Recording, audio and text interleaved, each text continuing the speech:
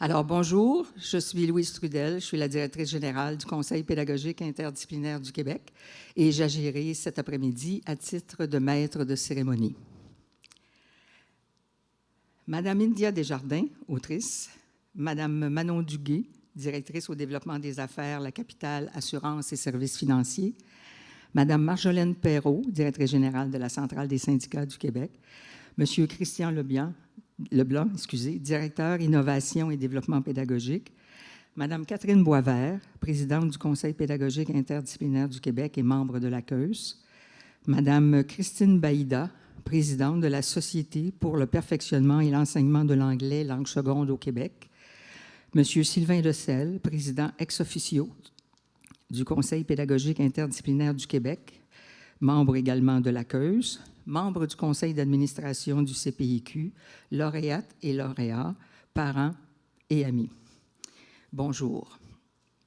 C'est avec plaisir que je vous souhaite la bienvenue à la cérémonie de remise des mérites en enseignement, du mérite d'honneur en éducation, des prix de la Coupe du français des affaires et des prix Fernand Toussaint de la première édition de l'événement hors classe 2021. Ces concours remplacent les mérites du français en éducation, dont la dernière édition a eu lieu en 2019. En 2020, la pandémie est survenue, bouleversant nos vies et nos agendas depuis plusieurs mois. Les actrices et acteurs de la vie professionnelle enseignante ont dû repenser, dans un laps de temps très rapide, tant leur vie personnelle, bousculée par ces appels au confinement, que leur vie professionnelle au regard des conditions d'apprentissage des élèves.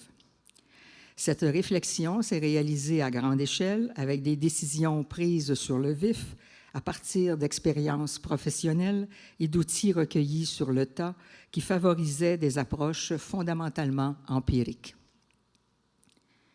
L'événement d'aujourd'hui, organisé par le Conseil pédagogique interdisciplinaire du Québec, en collaboration avec l'Office québécois de la langue française et des commanditaires, est notamment une occasion de reconnaissance des enseignantes et des enseignants dont les réalisations pédagogiques sont remarquables par les activités et le matériel didactique produits ou rédigés dans une langue française de qualité, leur caractère innovant et original et leur retombée significative dans la communauté, qu'elle soit ou non tributaire du contexte de la COVID-19. Nos lauréats et lauréates viennent des régions du Bas-Saint-Laurent, des Laurentides, de l'Estrie, de la Montérégie, de Québec, de Montréal et de Laval. Elles se sont distinguées avec l'appui et le soutien de collègues, de parents et amis, de conseillers pédagogiques, de cadres scolaires et d'un ensemble d'intervenants qui partagent leur but professionnel. En raison des règles sanitaires, parents et amis, collègues et publics ne peuvent être présents en grand nombre pour témoigner de l'importance qu'ils accordent à l'effort et au dépassement. En conséquence, la cérémonie sera enregistrée pour diffusion prochaine sur les médias sociaux. Les commandites récurrentes de nos partenaires permettent d'honorer, par des bourses et des prix, des réalisations de nos lauréates. Un merci particulier à nos commanditaires. Le ministère de l'Éducation du Québec, l'Association québécoise des cadres scolaires, la Centrale des syndicats du Québec, la capitale, assurance et services financiers, la Fédération des établissements d'enseignement privés, l'Office québécois de la langue française, Druide, l'Association Action pour promouvoir le français des affaires, les grands explorateurs, l'Urelu, Espace pour la vie, les Jardins de Métis, le Musée d'art contemporain de Montréal, le Musée national des beaux-arts du Québec, les musées de la civilisation du Québec, le Musée québécois de culture populaire de Trois-Rivières et tous les autres généreux donateurs, sans oublier nos associations professionnelles et nos partenaires promoteurs de l'événement. Nos enseignants et enseignantes agissent en tant que professionnels, héritiers, critiques et interprètes d'objets de savoir ou de culture. Reconnaître leur professionnalisme, c'est valoriser l'éducation et son rôle dans une société de jeunes et d'adultes plus juste, plus égale, plus équitable. Bon gala.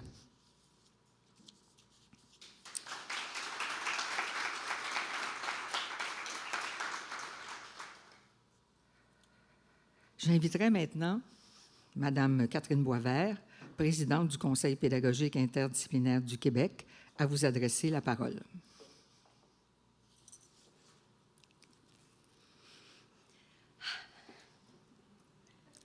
Je peux-tu faire un petit peu de karaoké? Non.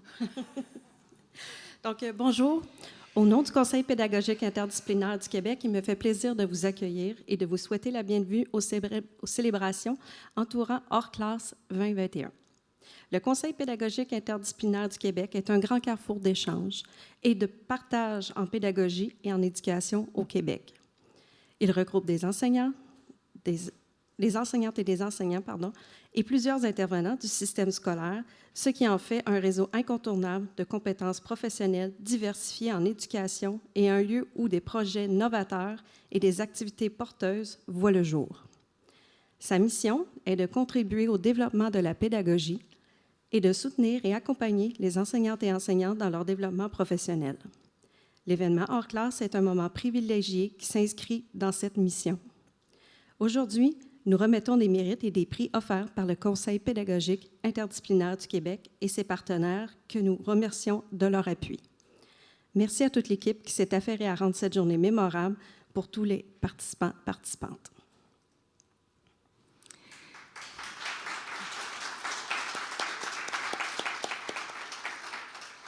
Alors, merci Mme Boisvert.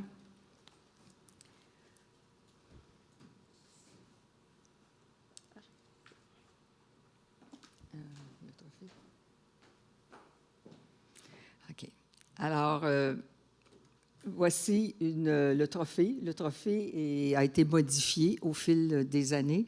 Le trophée que l'OQLF donne, non seulement en éducation, mais aussi à d'autres sections, d'autres secteurs où la langue française est de qualité, où les gens travaillent à toujours améliorer la qualité de la langue française. Donc, le trophée que les lauréates reçoivent cet après-midi, lauréates ou équipes de personnes qui ont travaillé sur un projet, c'est le même trophée qu'on remet dans le cadre des galas de l'OQLF. Ils sont sûrement virtuels, ceux-là aussi maintenant, mais c'est le même trophée qu'on donne aux gens en culture, en immigration, en entrepreneuriat, en francisation, en technologie de l'information, en publicité, etc. Donc, le monde de l'éducation a sa propre cérémonie pour permettre d'honorer plus de gens que s'ils étaient intégrés à l'intérieur du gala de l'OQLF, qui a lieu, je crois, maintenant 2 fois par année, pour séparer les types de secteurs d'intervention.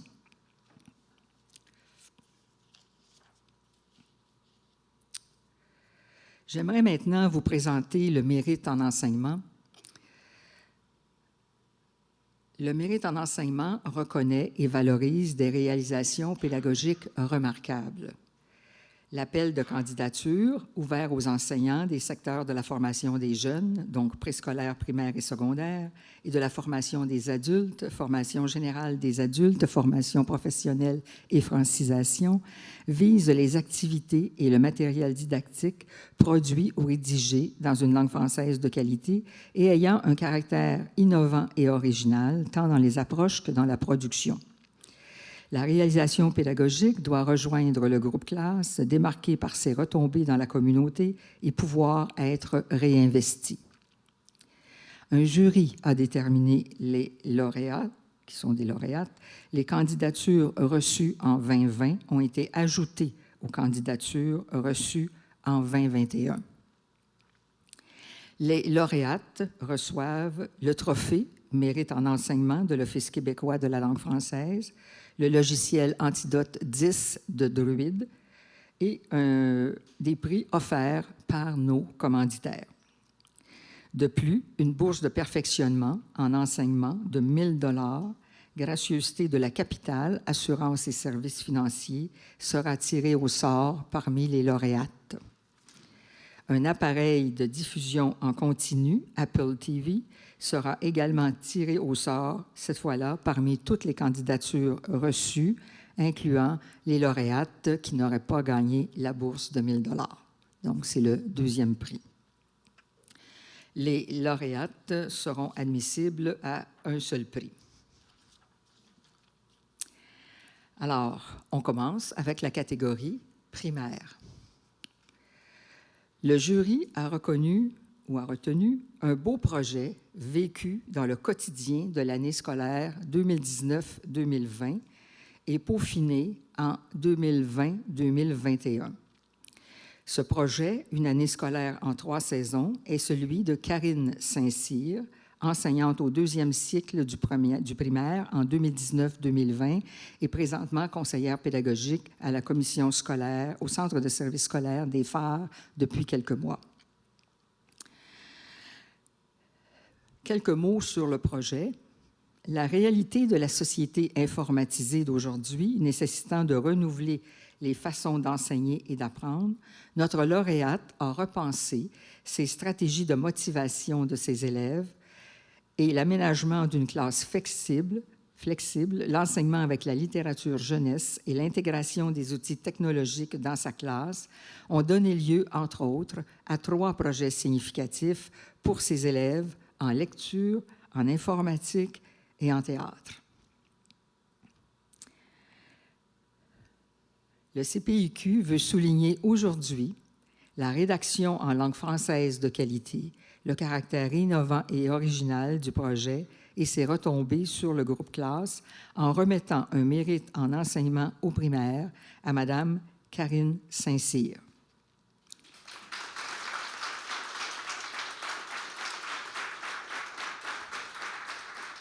Madame Saint-Cyr, ne pouvant se joindre à nous aujourd'hui, elle nous adresse un mot de remerciement par vidéo. Bonjour, je m'appelle Karine Saint-Cyr, enseignante au 2e cycle à l'école La Rose des Vents au Centre de services scolaires des Phares. Je suis nouvellement CP et passionnée de littérature jeunesse. Avoir une maman prof, c'est pas avoir de passe-droit pour faire ses devoirs. Rester dans la classe même lorsque l'école est finie. Pouvoir jouer dans ses pièces de théâtre. Oui, être enseignant module notre façon de vivre. Mais c'est le plus beau métier du monde. C'est un passeur culturel non seulement pour notre belle langue française, mais aussi pour les enfants, ces adultes de demain. J'ai l'immense opportunité de relever les défis de conseillère pédagogique à mon centre de service, donc ça va être à mon tour maintenant d'accompagner les enseignants. Ce mérite hors classe se veut une belle tape dans le dos que je prends avec joie et humilité, et je tiens à remercier mes collègues, ma famille, mon entourage et tous ceux qui font une différence au quotidien, malgré le contexte que l'on connaît.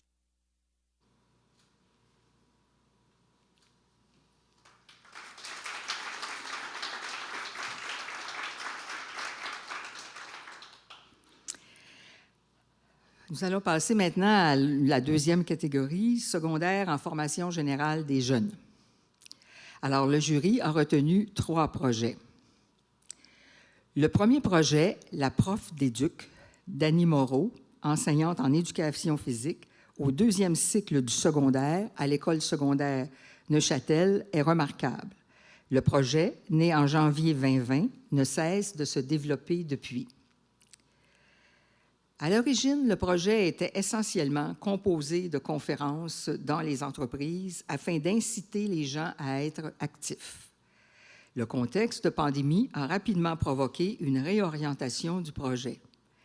D'entraînements familiaux sous forme de jeux avec ces garçons sur Facebook et de jeux actifs et éducatifs en ligne, elle s'est mise à créer des jeux interactifs qui peuvent se jouer à distance en réponse aux besoins de ressources numériques des enseignants en éducation physique au secondaire.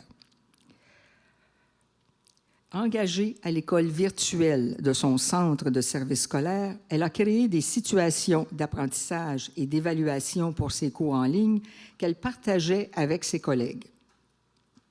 Sur son site Web, elle a créé une section « Ressources pour enseignants en EPS » qu'elle partage avec un grand nombre de personnes, étant suivie par plus de 5000 abonnés, tant au Québec qu'à l'international.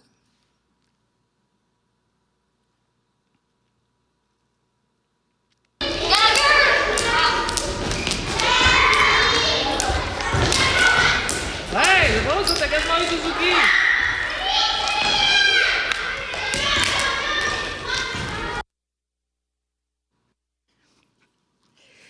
Alors, le CPIQ souligne aujourd'hui la rédaction en langue française de qualité, le caractère innovant et original du projet et ses remarquables retombées, tant dans l'école que dans la communauté élargie, en remettant un mérite en enseignement au secondaire en formation générale des jeunes à Mme Annie Moreau.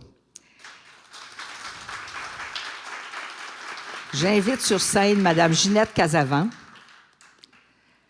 à lui remettre son mérite et Mme Annie Moreau à en prendre possession.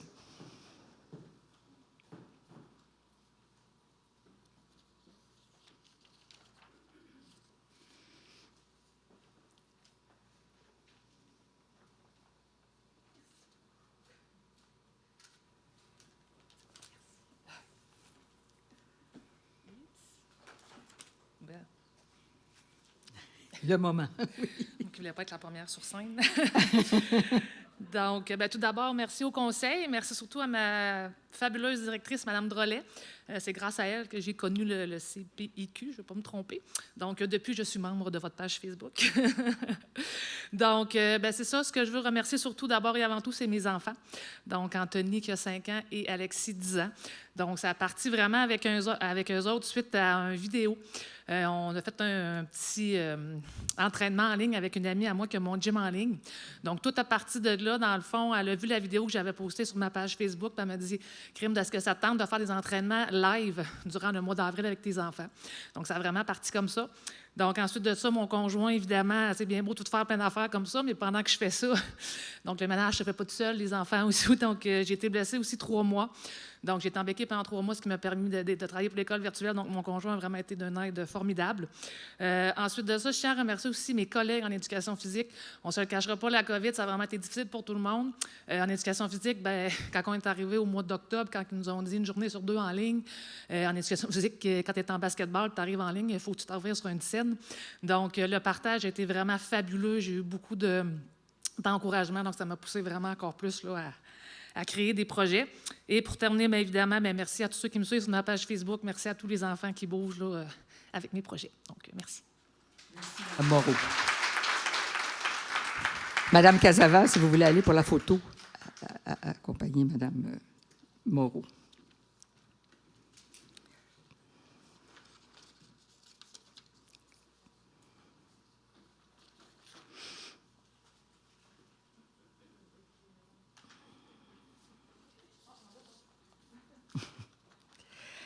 Alors, passons maintenant au deuxième projet.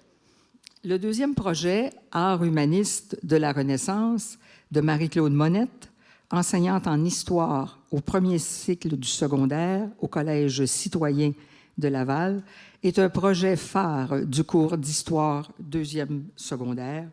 Le projet a été déroulé d'octobre 2020 à février 2021. Le projet de chaque élève se décline en 3 étapes et vise à mettre en contexte les manifestations humanistes dans l'art en travaillant sur une œuvre en particulier et sur une photographie prise par chaque élève. L'analyse historique de la peinture et de leur photographie est la base de chaque présentation. Les meilleurs projets ont eu des retombées assurées sur tout le groupe classe, mais bien plus encore. En effet, les meilleurs projets de cette année ont été regroupés dans un calendrier annuel vendu au profit de la Fondation Sainte-Justine.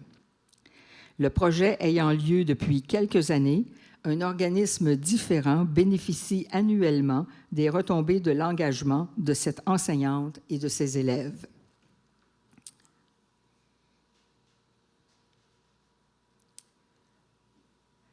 Le CPIQ souligne aujourd'hui la rédaction en langue française de qualité, le caractère innovant et original du projet, sa récurrence et son caractère humanitaire et communautaire en remettant un mérite en enseignement au secondaire, en formation générale des jeunes, à Mme Marie-Claude Monette.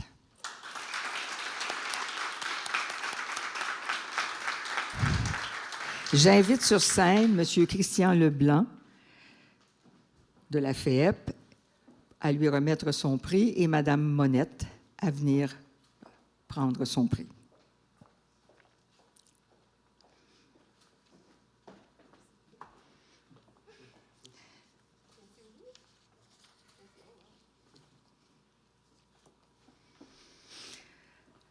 C'est à mon tour? OK, c'est rare que je ne sais pas quoi dire. Je m'excuse, je suis vraiment gênée.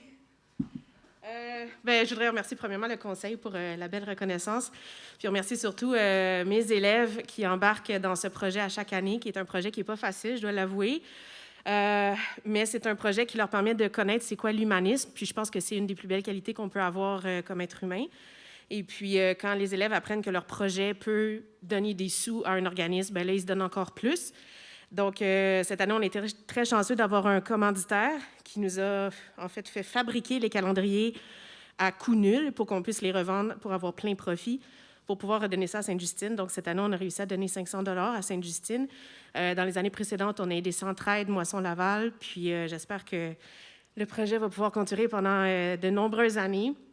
Et puis, c'est ça, je suis vraiment fière de mes élèves. Puis, je voudrais remercier ma maman qui est avec nous aujourd'hui parce qu'elle est toujours là pour m'encourager dans mes projets. Puis, je pense pas que je serais la personne que je serais aujourd'hui si tu n'étais pas ma maman. Merci.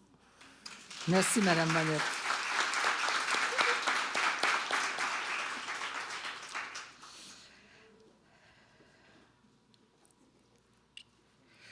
Passons maintenant au troisième projet.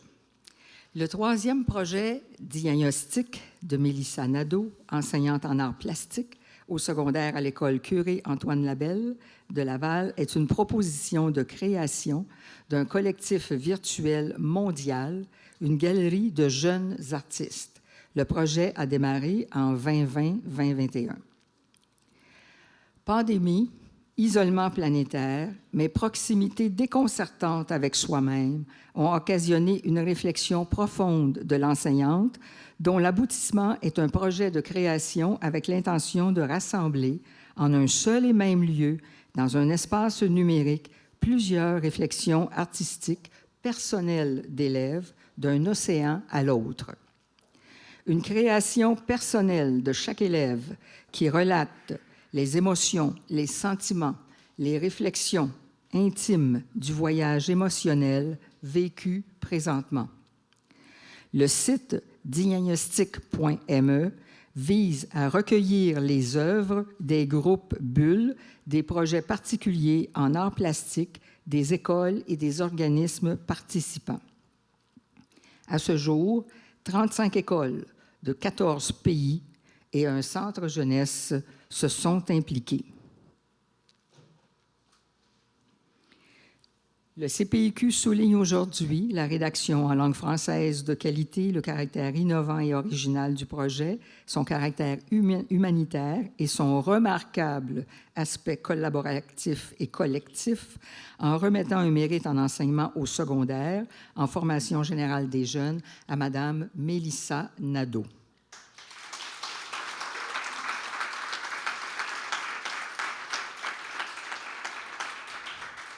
Mélissa, ne pouvant se joindre à nous aujourd'hui, elle nous adresse une vidéo qui présente son projet. Par la suite, j'inviterai Mme Casavant à venir dire un mot qu'elle avait préparé pour Mélissa. Je m'appelle Mélissa Nadeau. Je suis enseignante à Laval depuis maintenant 18 ans, plus précisément 12 ans à l'école Curé Antoine Labelle au 2e cycle du secondaire, et je suis l'instigatrice du projet Diagnostic.me. Le projet Diagnostic, c'est un projet qui a démarré dans une conversation un vendredi soir avec mon conjoint, où est-ce que je transposais mon anxiété puis mon angoisse dans celle de mes étudiants. Je me demandais comment je pouvais utiliser cette espèce de crise, de double crise de la part de mes élèves identitaires et sanitaires. Puis je voyais la détresse de mes élèves qui, à travers des programmes d'art, pas de public, pas d'expérience culturelle, puis les jeunes ont besoin de s'exprimer. Donc, je me devais de construire quelque chose ou de bâtir un projet qui allait être rassembleur. Puis, je voulais leur faire voir aussi qu'ils n'étaient pas seuls à vivre ce genre de confinement-là. Donc, dans ma vision utopique du départ, c'est d'avoir au moins une école par continent pour faire la comparaison des similitudes. Mais il y a aussi des différences à travers les frontières. J'ai réfléchi longuement, puis j'ai pensé à la puissance du virtuel. Donc, c'est à ce moment-là où est-ce qu'est né Diagnostic.me pour pouvoir établir différentes galeries virtuelles. Jusqu'à maintenant, le projet regroupe environ 78 écoles et milieux. On parle d'environ 84 profs, 26 pays différents. C'est dans un but commun. Il y a beaucoup de gens qui attendaient un projet comme celui-là, un projet rassembleur parce qu'il y avait besoin de donner un but justement aux élèves de créer.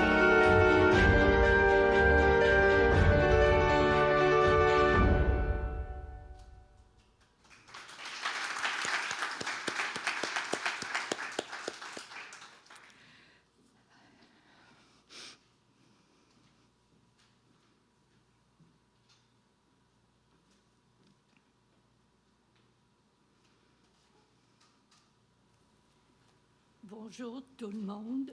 Ça me fait grand plaisir de remercier au nom du CPIQ et avec le CPIQ à toutes ces belles énergies qui se déploient. J'avais préparé un mot pour Mélissa, comme Louise vous l'a dit. Je lui disais, je suis fière et honorée d'avoir le privilège de te remettre le prix du mérite en enseignement au secondaire. Professeur d'art plastique, tu aurais pu baisser les bras étant donné les affres de la pandémie. Tu as, au contraire, saisi l'occasion de relever un beau défi, soit celui de valoriser les arts et les jeunes en élaborant un site virtuel numérique qui permet de regrouper les œuvres et réalisations non seulement de tes élèves, mais aussi de nombreux jeunes à travers le monde. Le nom de ce site, diagnostic.me, parle de soi, puisqu'il invite les jeunes à y déposer un autoportrait en images ou en mots. Cette recherche identitaire permettra certainement aux jeunes de mieux se percevoir et à nous, les adultes, de mieux les comprendre. Pour avoir osé ce projet, nous te félicitons et nous espérons aussi t'encourager à poursuivre ta carrière dans la créativité, l'énergie et l'engagement. Bravo à toi.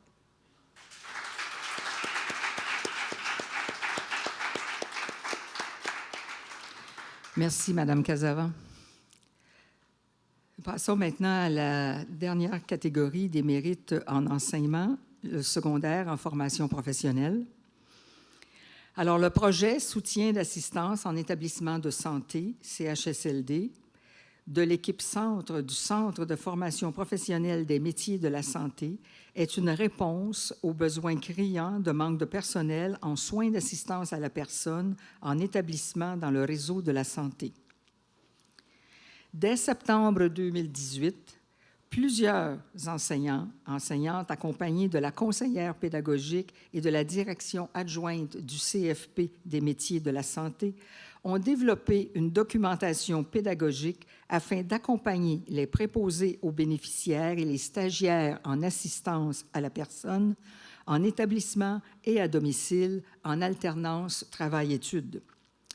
En mai 2020, le gouvernement ayant fait appel au Centre de formation professionnelle afin de former 10 000 préposés aux bénéficiaires en CHSLD, l'équipe Centre s'est mobilisée pour offrir une attestation d'études professionnelles en soutien d'assistance aux soins de longue durée.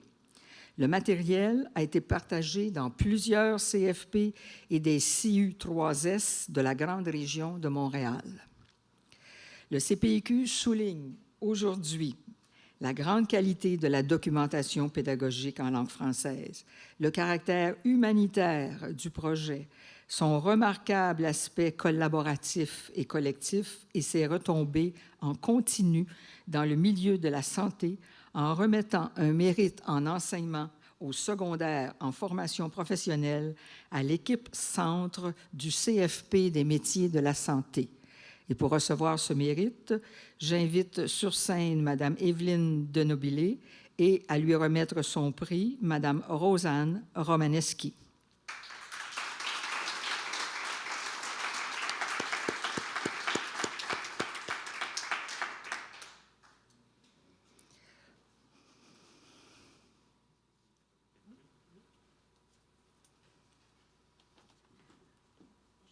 Félicitations. Merci beaucoup.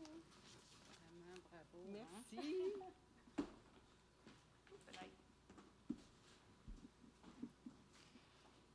Équipe Centre, CFP des métiers de la santé, projet ATE, AEP. Vous permettez,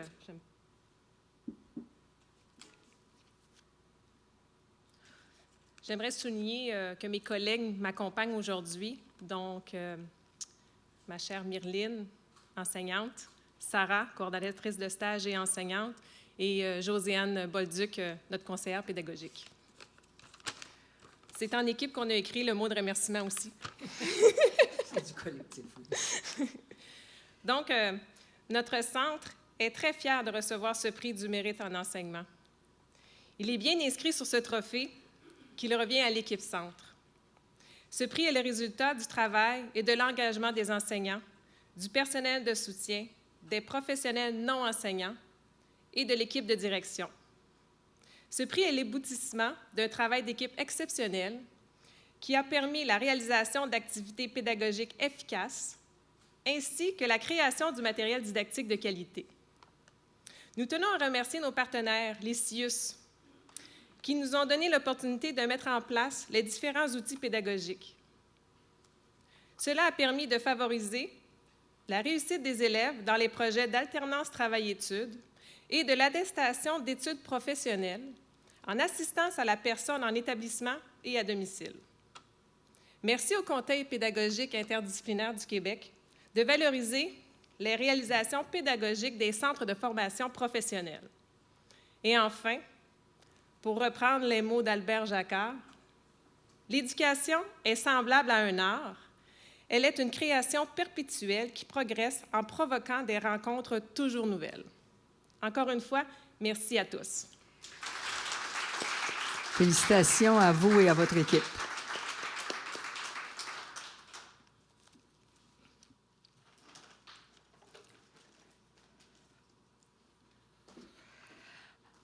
Alors, nous allons maintenant procéder pour les mérites en enseignement et les candidatures aux mérites en enseignement au tirage des prix spéciaux. Alors, j'inviterai Madame Manon Duguay à me rejoindre pour procéder aux différents tirages.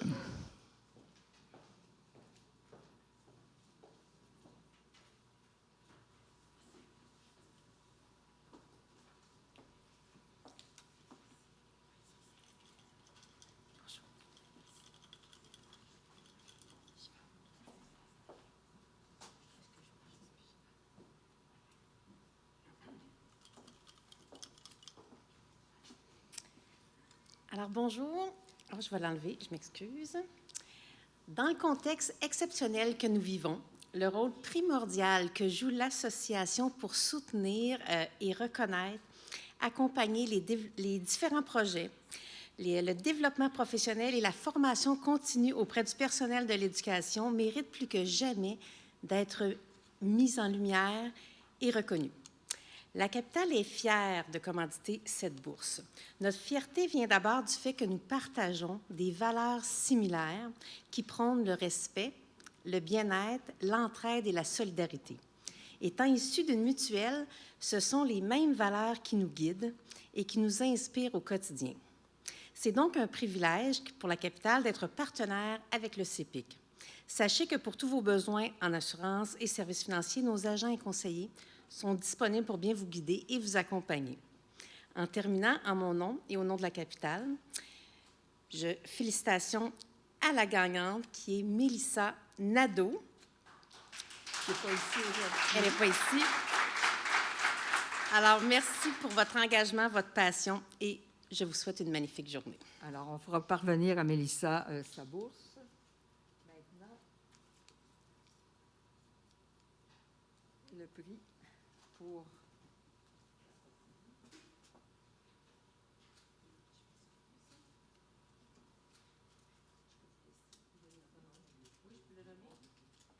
Alors, c'est Madame Joanie Meloche.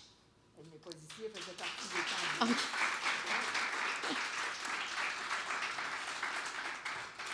Merci, bonne journée. Merci.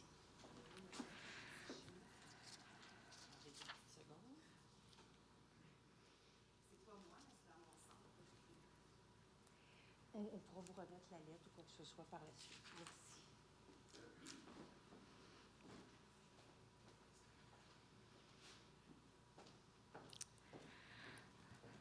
Donc, nous allons continuer la présentation, cette fois-ci avec le mérite d'honneur en éducation. Dans le cadre de la Franco-Fête en éducation, le CPIQ remet un mérite d'honneur à une personnalité publique qui a un impact significatif sur les jeunes et les adultes du milieu de l'éducation et sur le public en général. Depuis 2000, le CPIQ a eu le plaisir d'honorer Mesdames Lise Bissonnette, Valérie Letarte, Dominique Demers, Paul Daveluy, Marie-Éva de Villers, Marie-Thérèse Fortin, Sylvie Bernier et Marina Orsini notamment, ainsi que messieurs Gilles Vigneault, Marc Favreau, Jim Corcoran, Charles Tisser, Pierre Chastenay, Stéphane Bureau, Boucard Diouf, Vincent Vallière, Félix Maltais, Stéphane Bellavance, Fred Pellerin et Simon Boulris notamment. J'invite donc Madame Catherine Boisvert à rendre hommage à la personne récipiendaire du mérite d'honneur en éducation 2021.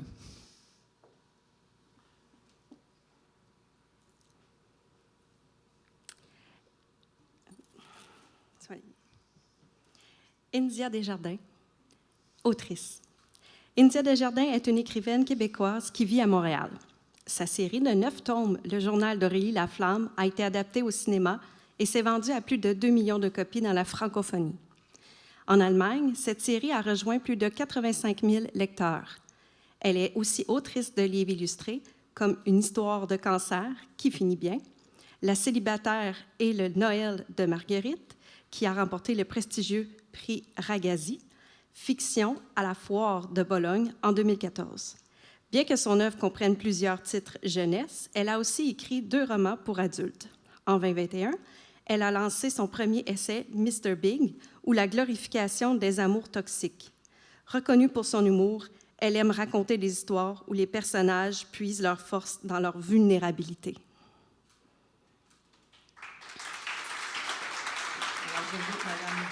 India Desjardins à venir rejoindre Madame Boisvert,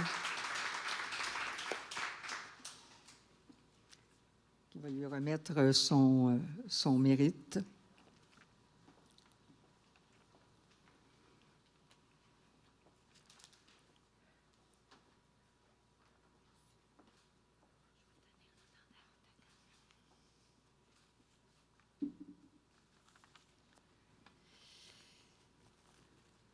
Hey, merci vraiment. C'est vraiment un honneur pour moi de recevoir ce prix-là. Merci au CPIQ et toutes les associations. Je ne connais pas trop, mais en tout cas, merci, c'est vraiment un honneur. Il faut que je vous avoue quelque chose. Au début de la pandémie, c'est la première fois de ma vie que j'étais confrontée à mon inutilité. Je regardais les professionnels de la santé, les enseignants et les enseignantes, les métiers d'éducation, et je me disais que vous faisiez des jobs essentiels. Puis avec tous les projets que je viens de voir pour les prix, j'étais juste wow, là, je regardais ce que vous aviez fait, j'avais juste le goût de pleurer tellement que c'est beau. Vous êtes les vrais héros et les vraies héroïnes de cette pandémie-là. Puis je vous avoue que pendant la pandémie, j'ai remis plusieurs fois mes choix de vie en question.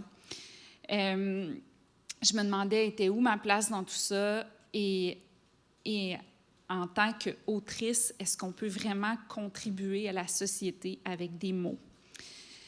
Quand j'ai décidé d'écrire Aurélie La Flamme, il y a en 2006, en fait, que le premier tome est sorti, je voyais beaucoup des héros masculins se battre avec des monstres et des dragons.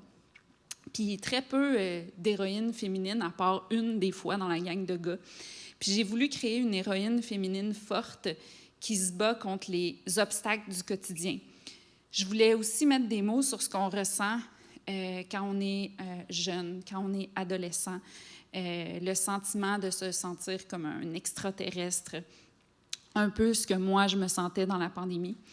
À travers les années, Puis c'était ça, excusez, je suis mêlée, mais c'était ça mon but, en fait, quand j'ai créé ce personnage-là, c'était de mettre des mots sur ce sentiment-là. Mais à travers les années, j'ai reçu des témoignages de jeunes qui avaient commencé à aimer la lecture en lisant mes livres, où je recevais des témoignages de personnes avec des difficultés d'apprentissage comme la dyslexie, un TDAH ou certaines autres difficultés d'apprentissage. Puis ça m'a vraiment touchée. Je suis moi-même quelqu'un qui a des difficultés de lecture, d'apprentissage. Je me considère dans la lune parce que je trouve ça plus poétique de dire ça que toutes sortes de lettres mélangées ensemble. Puis de savoir que mon défaut a pu être une force quand j'écris pour les jeunes, parce que ça peut les aider, ça peut aider ceux qui ont de la difficulté, comme moi. C'est quelque chose qui, au fil des années, m'a permis de me sentir que j'étais pas si inutile que ça. En pandémie, ça a été vraiment difficile pour les artistes de savoir c'était quoi notre rôle. Puis souvent, ça relève quelque chose d'intangible. C'est pas concret au quotidien comme vous, les métiers d'éducation. Mais vous me permettez aujourd'hui, avec ce prix-là, de croire que oui, on peut contribuer un peu avec des mots. Puis on dit souvent que c'est cliché, mais on dit souvent que ça prend un village pour éduquer un enfant. Puis je vous remercie aujourd'hui de me faire sentir que j'ai un petit rôle dans ce village-là. Merci beaucoup.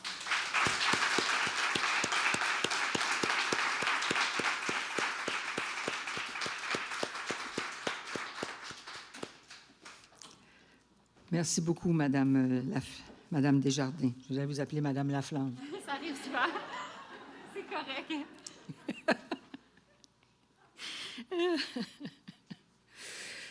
Alors, nous allons passer maintenant à un autre volet de cette belle rencontre, la Coupe du français des affaires. Cette fois-là, on va du côté des élèves qui sont en secrétariat ou comptabilité, qui sont au diplôme d'études professionnelles dans nos centres de formation professionnelle ou dans d'autres organismes et qui enseignent aussi le secrétariat et la comptabilité. Alors, ce concours vise la promotion internationale du français dans le domaine des affaires. Le concours s'adresse aux élèves de la formation professionnelle en secrétariat et en comptabilité et il consiste à rédiger les 4 parties indépendantes d'une épreuve individuelle.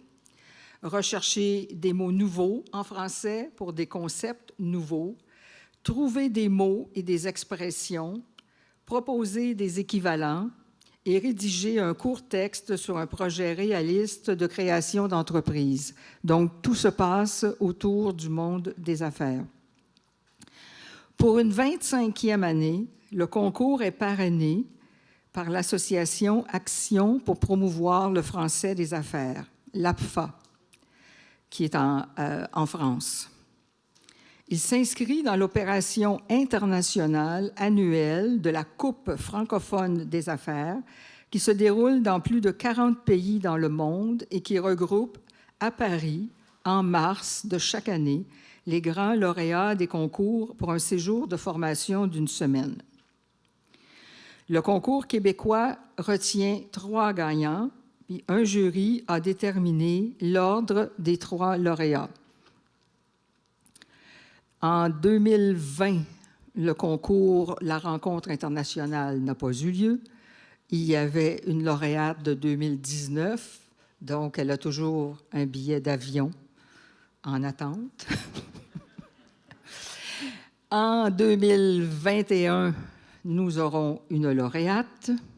Elle aura, elle aussi, un billet d'avion en attente, mais il semblerait, à partir de nos collègues français que nous avons consultés, qu'il devrait y avoir une rencontre internationale à Paris, on va tenir nos doigts croisés, en mars 2022.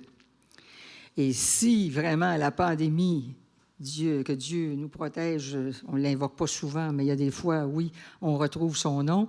Alors, s'il fallait qu'elle perdure dans le temps, eh bien, nous pourrions à ce moment-là transférer le montant du billet d'avion en une bourse, parce que nos lauréates ont quand même gagné un prix.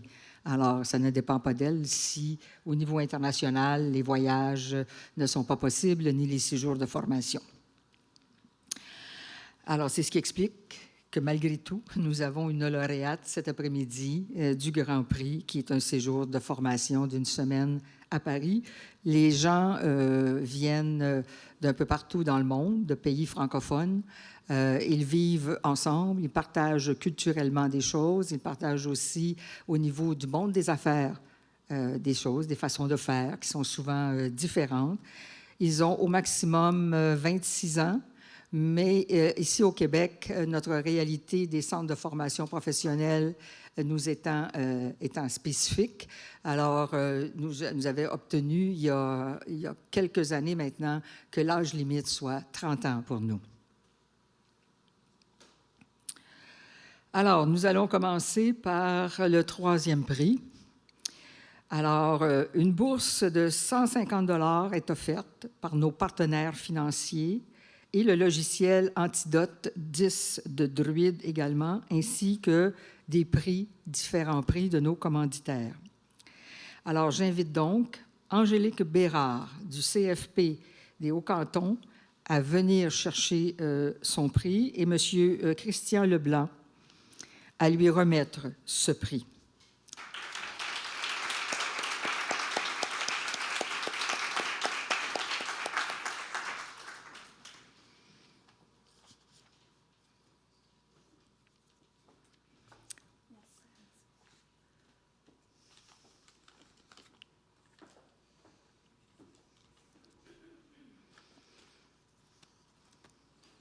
Bonjour à tous. Premièrement, je voudrais remercier les organisateurs pour ce beau gala et pour ce beau prix. Je suis très touchée et heureuse d'avoir gagné un prix dans ce concours. Cela démontre qu'en faisant des efforts, on peut atteindre beaucoup de choses. Merci à mon enseignante Yolande pour le dévouement et les encouragements et aussi pour toute l'aide qu'elle donne à tous ses élèves. Et aussi une félicitation aux autres gagnants et à tous les participants. Je suis heureuse de mon choix de formation et gagner ce prix me prouve que je suis au bon endroit pour ma future carrière. Merci. Félicitations.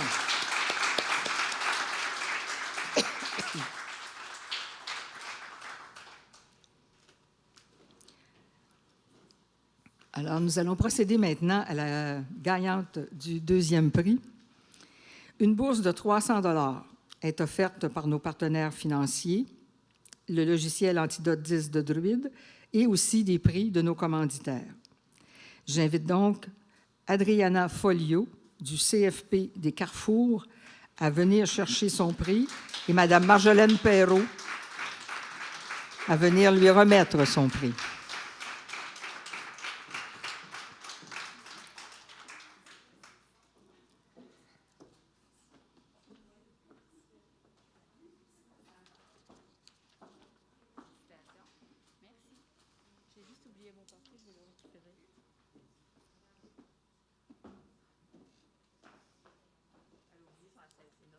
Pardon? OK, d'accord.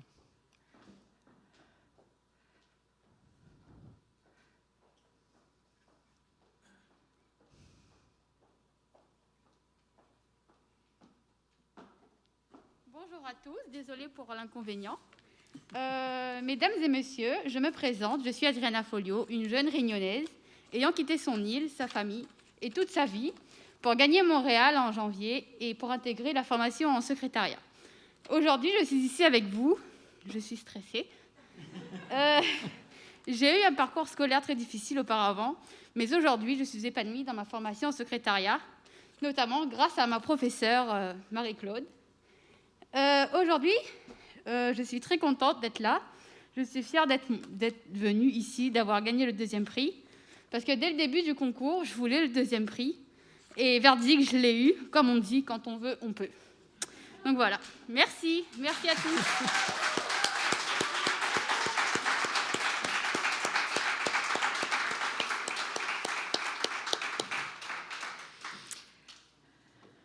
Merci, Adriana.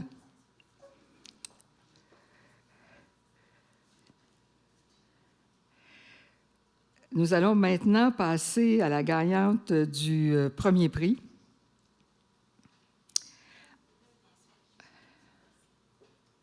Allez pas trop loin, Madame Perrault, vous allez remettre le prochain prix.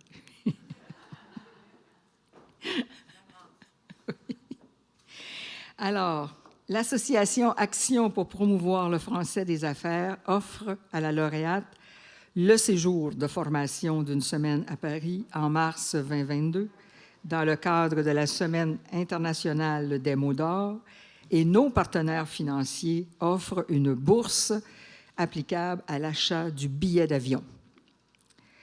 Également, nous offrons le logiciel Antidote 10 de Druide à la gagnante et des prix de nos commanditaires. Permettez-moi de vous lire le court texte de la création d'entreprise que notre lauréate a rédigé. Alors, s'il m'était donné de mettre sur pied un projet de création d'entreprise, je me lancerais dans le domaine des langues ou de l'immigration.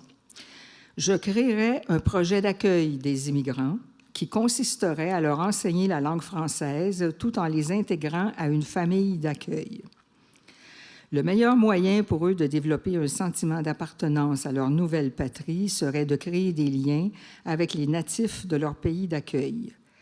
Ce projet pourrait facilement obtenir un soutien financier des 2 paliers de gouvernement sous forme de subventions.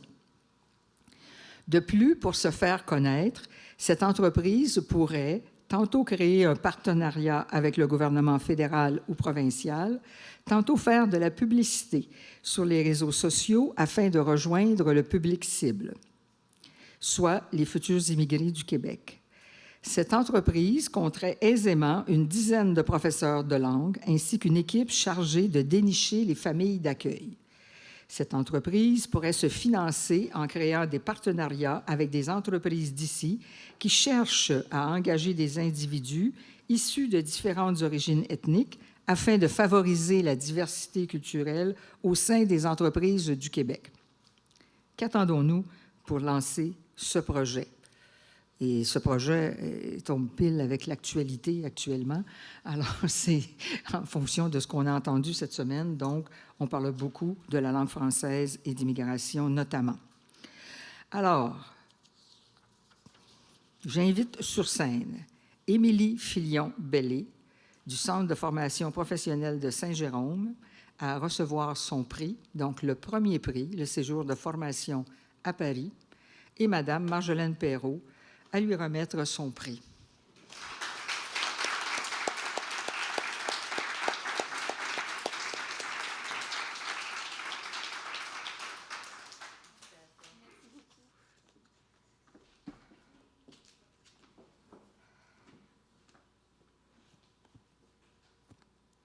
Bonjour à tous. Donc, premièrement, j'aimerais féliciter les autres lauréates qui ont gagné les 3e et 2e prix. Bravo pour vos efforts. Et aussi tous les participants du concours.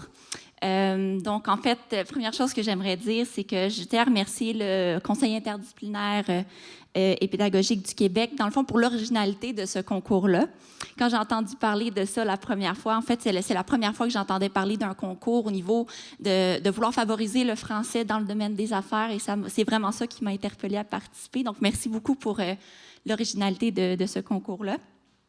Je tiens aussi à exprimer toute ma reconnaissance envers mon enseignante Catherine Marcelet, aussi Madame Sunsana Manodam et Élise Chartrand, qui ne sont pas avec vous, mais qui sont mes enseignantes, qui m'ont soutenue dans tout mon parcours d'études.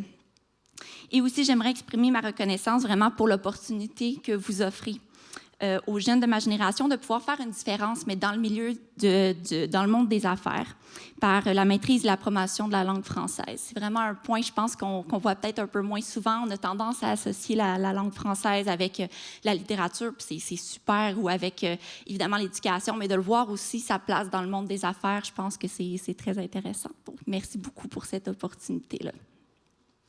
Félicitations, Mme Bellé. Un excellent séjour à Paris. Merci. Nous passons maintenant à la dernière catégorie, le prix Fernand Toussaint. Le prix a été instauré lors du 50e anniversaire du Conseil pédagogique interdisciplinaire du Québec en juin 2019. Il porte le nom Fernand Toussaint du nom du fondateur du regroupement des associations pédagogiques enseignantes autour des années 68. Alors, ce prix vise à souligner la contribution exceptionnelle d'une personne dans la vie et le développement d'une ou de plusieurs associations pédagogiques, une collaboration remarquable à la mission du CPIQ ou le développement d'une expertise reconnue en pédagogie et en formation continue. Les lauréats se méritent le trophée Fernand Toussaint, une bourse de 500 $, le logiciel Antidote 10 de Druide et des prix de commanditaire. J'aimerais vous montrer le trophée.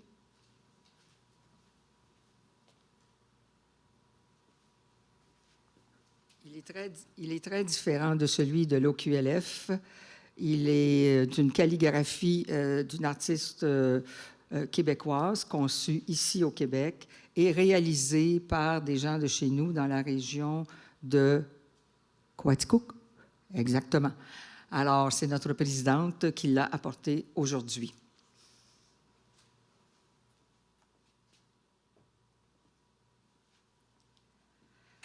Alors, j'invite donc, dans un premier temps, Mme Christine Baïda à monter sur scène pour nous présenter notre première lauréate de ce prix Fernand Toussaint.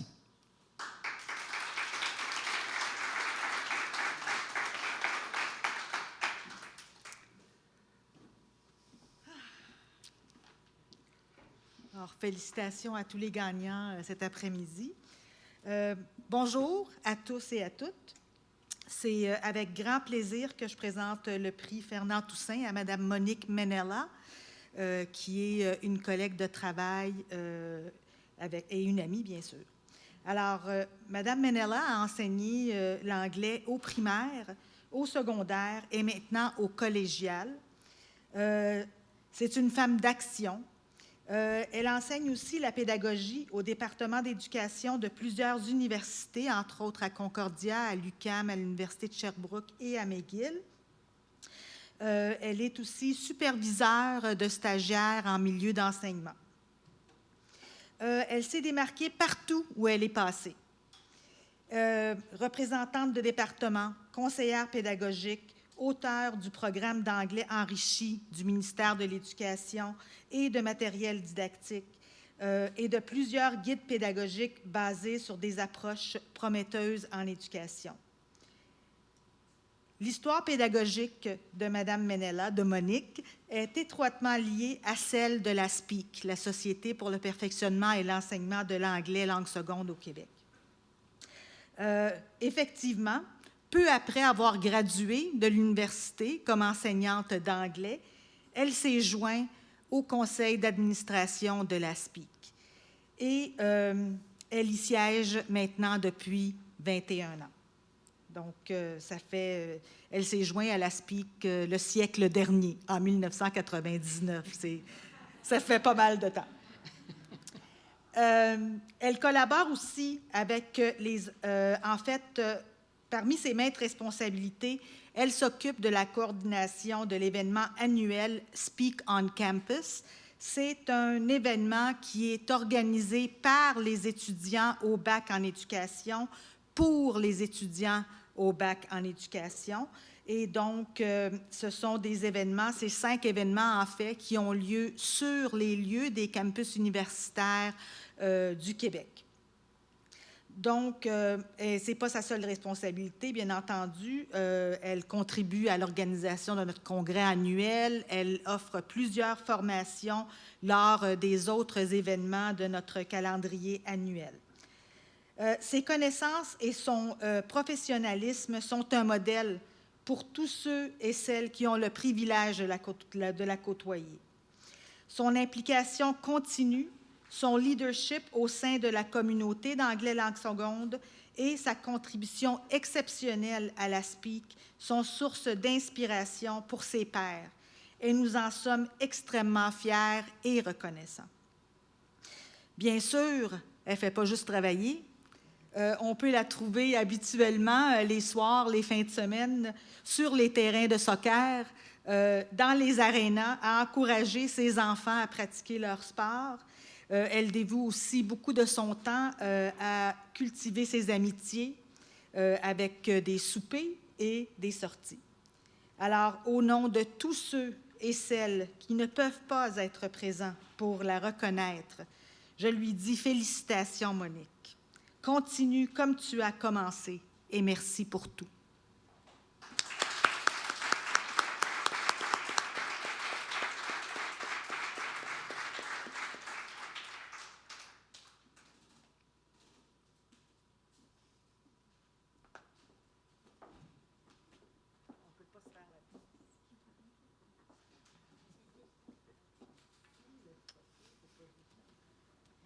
Merci beaucoup. Je tiens d'abord à remercier la CPEQ pour ce prix. Je tiens également à remercier Christine Baïda, présidente de la SPIC, d'avoir soumis ma candidature. Je veux remercier mon mari et mes enfants de m'avoir soutenu dans mes projets pédagogiques et mon travail avec la SPIC pendant toutes ces années. Si j'étais à l'extérieur pour donner une formation à une réunion, plusieurs réunions, ou en train de planifier un congrès, c'est grâce au soutien de ma famille. En effet, au fil des années, au fil des ans, mes enfants et mon mari ont souvent travaillé à mes côtés comme bénévoles. J'étais sous le choc et très nerveuse quand j'ai découvert que j'étais la lauréate du prix Fernand Toussaint. Je n'arrêtais pas de dire aux gens pourquoi moi, ça ne peut pas être moi, car je n'ai jamais vraiment travaillé seule. J'ai fait tout ça pour le plaisir et le plaisir de donner et partager. Mais pour reprendre l'analogie de mon mari, chaque équipe de football a un corps arrière. Et donc, oui, si j'étais souvent le corps arrière, j'avais aussi de très bons coéquipiers. Je tiens à remercier tous ceux que je travaille avec à la SPIC. Je tiens à remercier le collégial Sainte-Anne, où j'enseigne, un milieu qui offre un environnement de travail stimulant et où le déplacement est encouragé. Merci à mes collègues au niveau collégial et universitaire qui m'inspirent tous les jours. Merci encore une fois, Christine, merci CPEQ. Merci, Mme Ménela. Félicitations.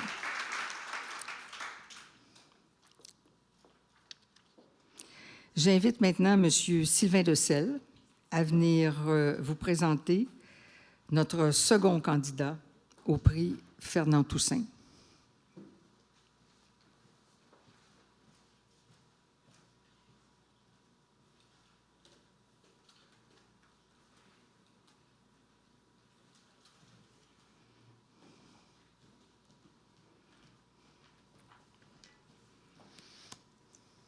Bonjour.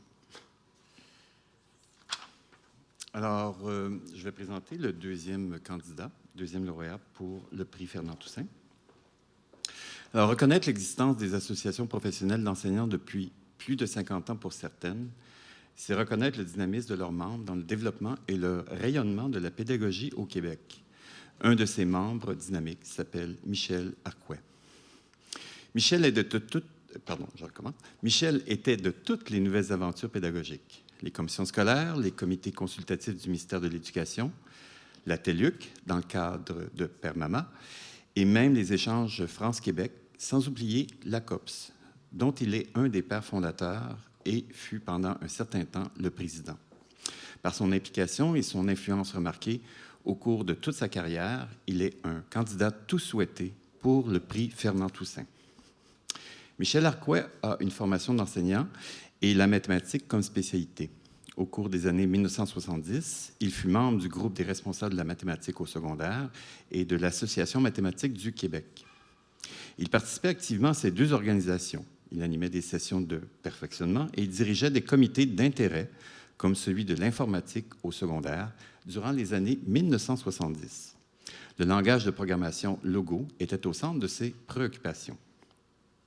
Au cours de sa carrière, Michel a su développer une culture de réseau.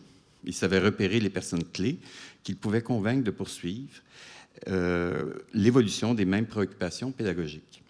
Au début des années 1980, il faisait partie d'un groupe de professionnels des commissions scolaires et du ministère de l'Éducation qui a développé un plan de la micro-informatique au Québec, plan qui a été validé par le personnel pédagogique des commissions scolaires lors d'un colloque en 1982. Par la suite, en avril 1983, ce plan a été annoncé en 7 points par le ministre de l'Éducation de l'époque, Camille Lorrain, lors du premier colloque de la COPS. De plus, il ne fallait pas se surprendre de voir s'impliquer Michel Arquet à fond dans les groupes prônant l'emploi de l'informatique dans l'enseignement et l'apprentissage. Avec 2 collègues, il a conçu en 1981 un nouveau programme d'études intitulé « Introduction de la science de l'informatique », programme qui a été assez populaire dans nos écoles secondaires. Bien qu'au cours des années, il soit disparu au profit d'une plus large utilisation de l'informatique, l'on sent depuis quelque temps un retour au codage, même au primaire. À cet égard, sa vision de la programmation montrait à quel point il était un précurseur. Michel aimait innover. Comme conseiller pédagogique, il a influencé les nouvelles pratiques pédagogiques dans sa commission scolaire. Ses interventions étaient toujours remarquées et suscitaient souvent de vives discussions. Ses propos étaient audacieux, avec des arguments bien étayés, par des principes pédagogiques, une bonne connaissance technique et un parti pris évident envers l'apprentissage plutôt que l'enseignement. Pour Michel, l'apprentissage impliquait la participation active de l'élève. Michel Arquet a pris sa retraite au début des années 2000, mais 20 ans plus tard, on se souvient encore de ses revendications pédagogiques audacieuses. Précurseur, innovateur et influenceur, Michel Arquet a fait sa marque auprès du personnel pédagogique des commissions scolaires du Québec et auprès du ministère de l'Éducation du Québec. Et il a largement contribué au développement de la pédagogie au Québec.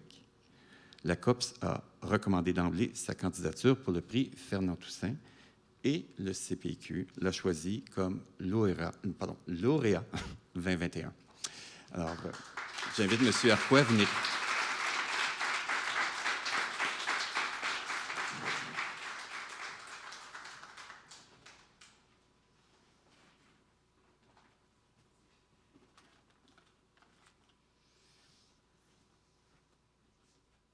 Merci beaucoup. Merci. Merci infiniment.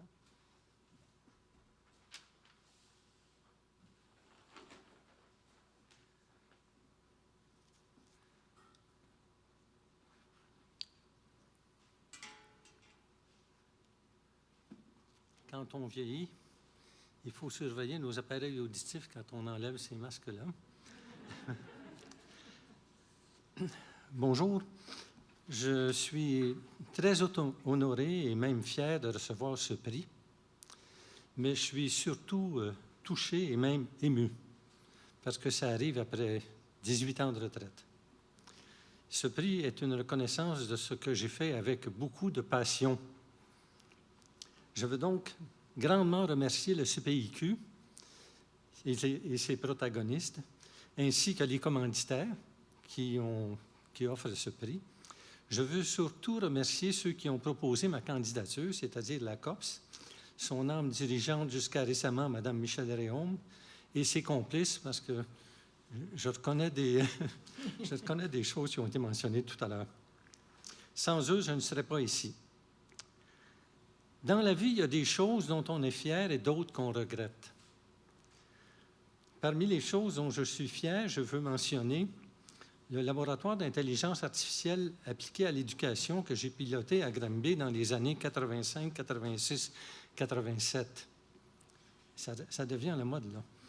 Il a vécu grâce aux subventions du ministère de l'Éducation qui étaient sous la responsabilité de Bertrand Morin et de Normand Pinet. Il y a aussi ma participation à l'Association francophone pour la didactique de l'informatique, qui est une association internationale, dont j'ai été membre du bureau pendant 8 ans et j'ai même été président pendant 2 ans et organisateur du colloque de 1994. Mais il y a aussi, comme je disais tout à l'heure, il y a des choses que je regrette.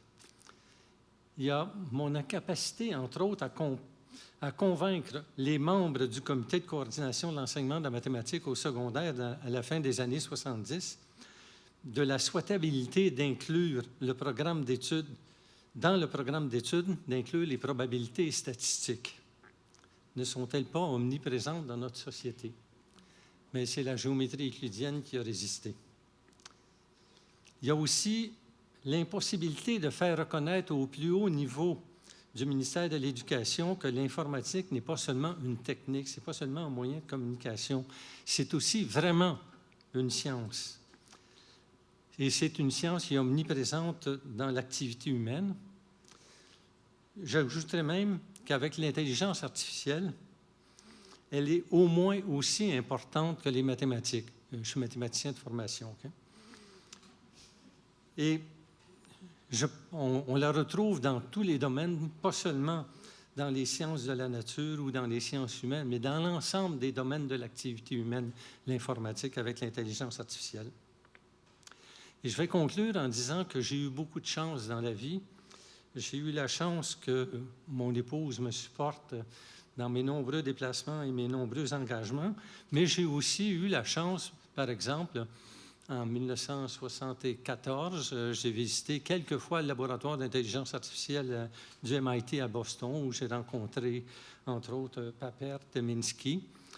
J'ai eu aussi la chance de visiter le centre de recherche Xerox à la fin des années 70, où ont été inventées les interfaces qu'on connaît aujourd'hui, les interfaces graphiques avec les souris, etc. Et j'ai aussi eu la chance d'avoir, malgré que je sois un peu flamboyant des fois, le soutien indéfectible de mes patrons. C'est rare, ça, d'avoir le soutien indéfectible de ses patrons. Alors, merci beaucoup de m'offrir ce prix. Je suis profondément ému et puis j'en suis très fier. Merci.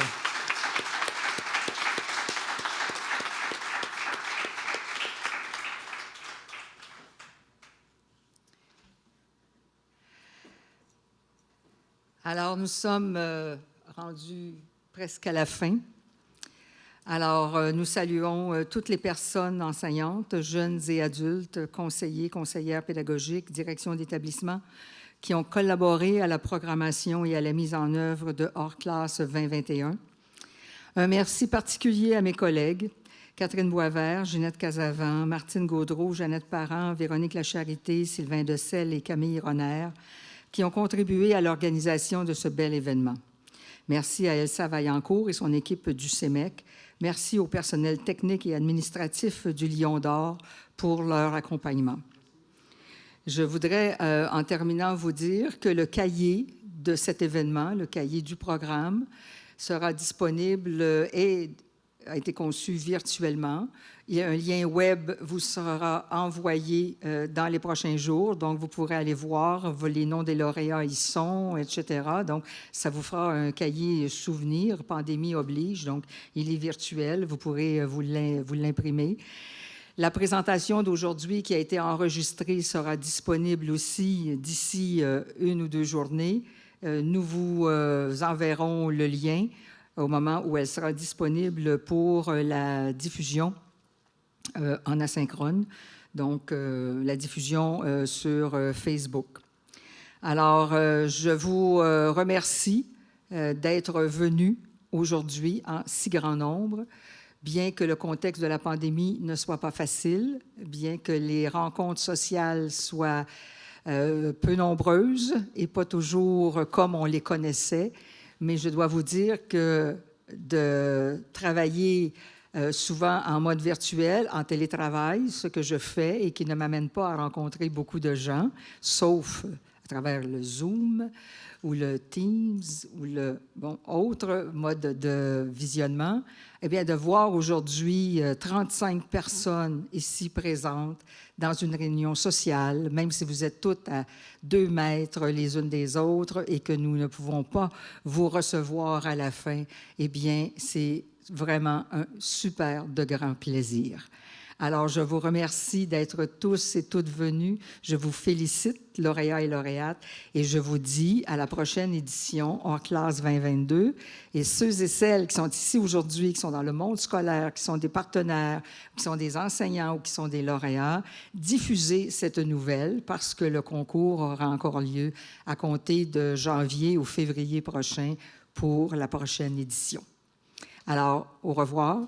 Merci encore d'être venu et on pourrait dire à la revoyure pour être entre nous. Au revoir.